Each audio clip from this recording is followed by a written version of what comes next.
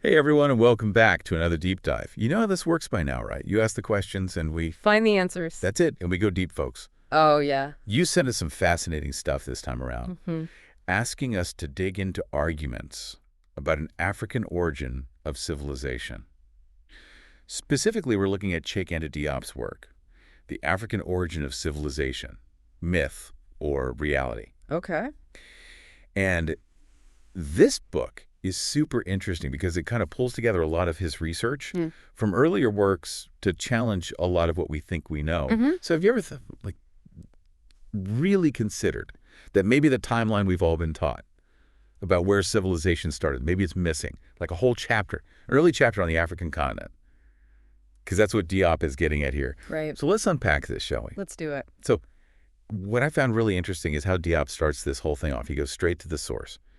The earliest historical accounts we have, looking at what ancient writers actually said about the people of Egypt themselves. And one of the first people he brings up is Herodotus. Oh, wow. So we're going way back. Oh, yeah, back to the OG historian. And Diop picks out some very specific observations that Herodotus made about Egyptians, even quoting him directly as saying, "The Egyptians themselves are black with fizzled hair." Whoa. Now, that's pretty powerful coming from an ancient Greek perspective, right? It really is, especially for that time period. Exactly. And this is one of the big foundational pieces for Diop's argument. It's like this shared African identity. But it's also worth noting that Herodotus mentions how meticulous the Egyptians were about keeping their history accurate, like their traditions and all that. So it's clear he respected their knowledge to some extent. That's interesting. Now, there's this other little detail about Herodotus' explanation for the Nile floods. You know, it floods every summer. Yeah. Well, Herodotus thought the sun drew the water up. But of course, modern science explains it as monsoon rains in Ethiopia. Oh. So why even bring this up when we're talking about the beginning of civilization? Yeah. Yeah. Good point. What do you think? Well, I think it shows how, even back then, when people had different ideas about the natural world, figures like Herodotus were still giving us firsthand accounts about the Egyptians themselves, and Diop uses that, Herodotus's description of them as black, as like direct evidence from a classical source. Okay, I see where he's going with that. Yeah. So moving on. Diop brings up the Sphinx. Ah, the Sphinx. And the text next to this image of the Sphinx says that its profile is neither Greek nor Semitic, and it's considered Bantu in model.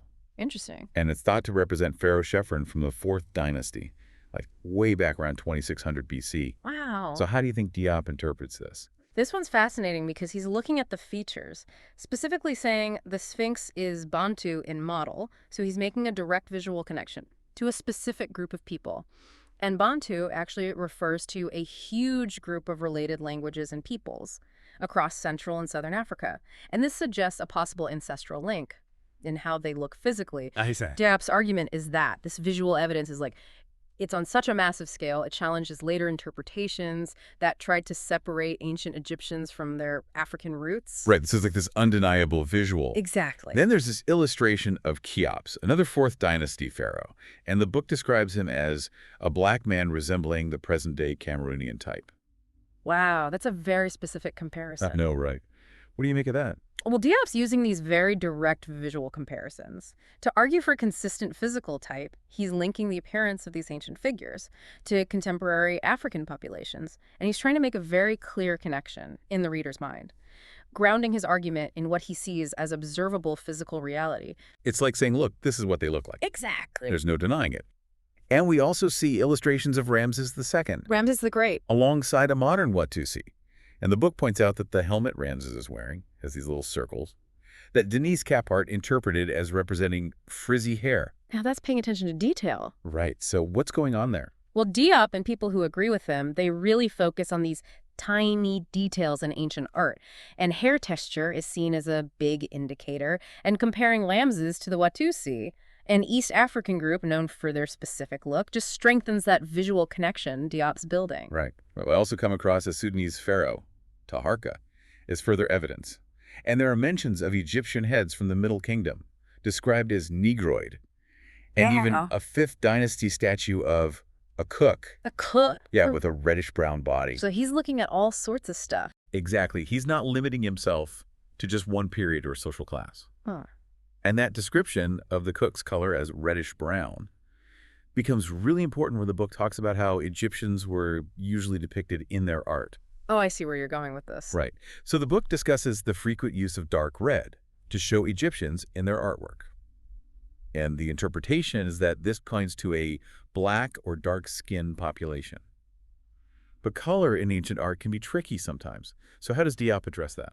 Well, he argues that using dark red consistently for Egyptians, especially when you compare it to how other groups are shown in different colors, shows that it's more than just symbolic. He even uses examples like the prisoners of Abu Simbel, where Egyptians are shown in a color that's basically the same as what he identifies as Negroes. But other groups are clearly shown in different colors. So he's saying the ancient Egyptians themselves didn't see a big difference in skin color between themselves and other Black African populations. Interesting. Now, this brings us to a really big claim in the book, the idea of modern falsification of history. So Diop's argument is that European scholars and travelers, they often misrepresented how ancient Egyptians looked. Sometimes they did it on purpose, to downplay the idea of a Black African contribution to civilization. It's a pretty bold statement. It is, and it's like a core part of Diop's whole thesis. He's suggesting there's been a systematic effort to kind of erase or downplay the African aspects of ancient Egypt. The book mentions people like Volney, who noticed the Negroid features of the Sphinx, and the debates around Champollion Figeac descriptions of Egyptians as dark red. It all points to this pattern of misinterpreting, or even intentionally distorting history. And the source keeps emphasizing the descriptions of Egyptians with frizzy woolly hair. And these old texts really line up with the Negro origin. It even talks about Narmer's tablet and how the features of different groups shown on it. Back up this view. I see. Diop is really going through all these historical descriptions and artistic representations, saying they've been ignored, misunderstood, or even covered up by people who don't want to accept an African origin for Egyptian civilization. He sees a pattern here. Definitely. Okay, so let's shift gears a bit, away from physical appearance, and look at some of the cultural and societal parallels. Okay. Diop talks about the concept of kingship in Egypt and how it's similar to practices in other parts of Black Africa, like the sacred nature of the monarch and rituals like the Sed Festival. The Sed Festival. Yeah, it's this ritual of royal rejuvenation. Oh, interesting. What do you think Diop's getting at with these connections? Well, I think he's arguing that these cultural similarities point to a shared heritage. Yeah. The idea of a divinely appointed ruler, with all these specific rituals and protocols around them, being present in both ancient Egypt and Black Africa, suggests a continuity of traditions coming from a common ancestor. So it's like cultural DNA. Yeah, exactly. Now, the discussion also touches on cosmological parallels between ancient Egyptian and what Diop calls Negro cosmogonies. He specifically mentions the Dugon tradition and the symbolism of the serpent. Oh, wow. So we're getting into some really deep stuff here. We are. These are some fundamental shared ideas. What do you make of these connections? It's fascinating how he's exploring these deep symbolic links, the fact that you have similar creation myths, and this importance given to the serpent, both in ancient Egypt and traditions like the Dogon. It's presented as more evidence of this fundamental cultural link.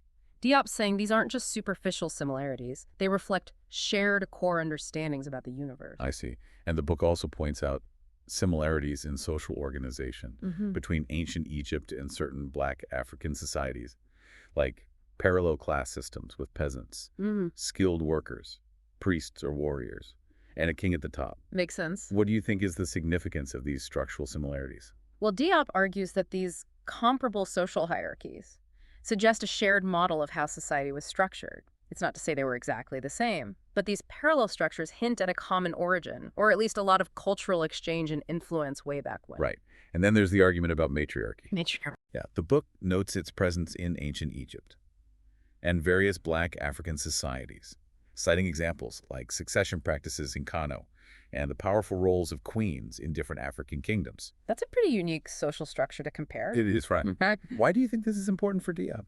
Well, having matrilineal systems, or giving women significant social and political roles in both ancient Egypt and Black Africa, is another point of convergence for him. It further supports this idea of a cultural connection. Okay. Now, the book also briefly mentions linguistic connections, but it warns against getting too caught up in the specifics, unless you're a linguist. So what's the main takeaway about language? Diop's core argument is that African languages are capable of expressing complex thoughts about philosophy and science. He's challenging this idea that they're somehow primitive or can't convey sophisticated ideas. And the implication is that ancient Egyptian being an African language, would have shared this capacity, putting it firmly within an African linguistic framework. I see. Now, of course, the book doesn't shy away from counter-arguments. It addresses the challenges to this idea of a Negro origin for Egyptian civilization. It's important to acknowledge those different perspectives. Absolutely. What are some of the counterpoints Diab brings up? Well, he mentions the argument that later migrations into Egypt could have changed its racial makeup over time, but he counters that by saying the foundations of Egyptian civilization were already there before these migrations, and they already had those distinct characteristics of a Negro origin. Right, so it's like the core was already established. Exactly. The source also brings up the fact that archaeological evidence might be less abundant in some parts of Africa compared to Egypt, and it offers some explanations for this, like climate affecting preservation. Yeah, that's crucial to consider. It is. We need to look at the whole picture, right? They do, and Diop is aware of these challenges. He tries to explain the differences in the archaeological record. And the point about climate affecting preservation is really important when we're comparing different regions. Okay, so the deep dive also spends some time talking about the close ties between ancient Egypt and Nubia, also known as Kush or modern-day Sudan, as well as Ethiopia. And the source suggests a really strong connection, maybe even indicating a shared ethnic and cultural origin. So he's talking about this cultural continuum south of Egypt. Exactly. And Diop emphasizes the long history of interaction, trade, even shared rule between Egypt and its southern neighbors. It's like Egyptian civilization wasn't isolated. It was part of this bigger Northeast African cultural sphere with deep roots. And finally, the source gets into the whole issue of applying modern ideas of race to ancient populations. Yeah, that can be tricky. It can, right? The source highlights how problematic it can be to use these categories when studying civilizations from thousands of years ago. This is a really important point from an anthropological perspective. It is. So even though Diop argues for a Negro origin, he's also warning against simplifying.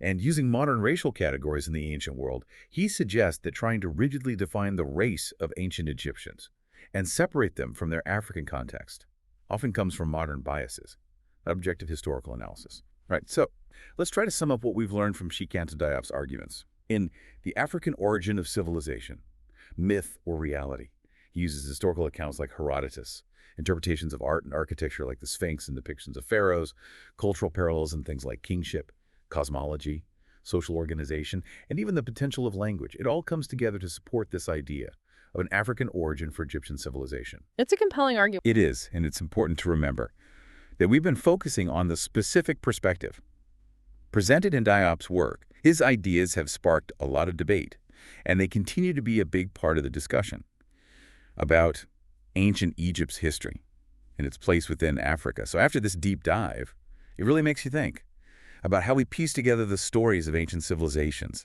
and whose voices have shaped those narratives. What other perspectives are we missing, and how does that change our understanding of the past? Those are great questions to consider. They are, and we hope this has given you some food for thought. Thanks for joining us on this deep dive, folks. Until next time.